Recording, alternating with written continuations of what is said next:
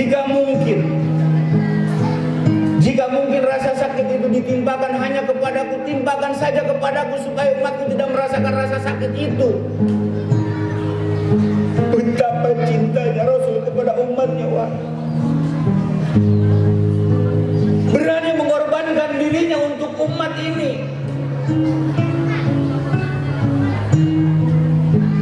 Tepat di pangkuan Rasulullah Sallallahu Alaihi Wasallam, ruh yang mulia itu Allah cabut, pergi kembali kepada Allah Subhanahu Wa Taala. Dan Aisyah pun berlari keluar dan berkata, Rasul telah meninggal, Muhammad telah meninggal dunia,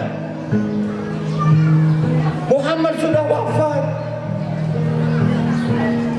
Para sahabat menangis tak tertahankan. Bahkan Umar terpaku tidak bisa bergerak sedikit pun. Umar hanya berkata, siapa yang mengatakan Muhammad meninggal, saya penggal kepalanya. Muhammad tidak meninggal.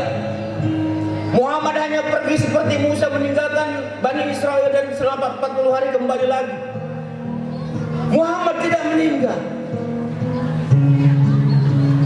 Lalu para sahabat memanggil Abu Bakar di rumahnya, dan Abu Bakar mendapat berita itu segera berlari memacu kudanya dari ketinggian rumahnya menuju masjid.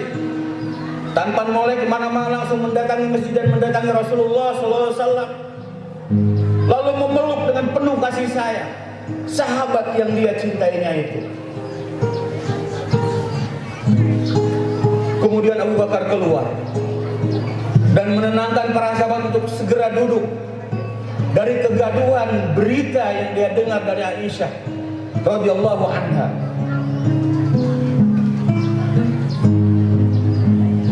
Lalu Abu Bakar naik ke atas mimbar. Wahai para sahabat,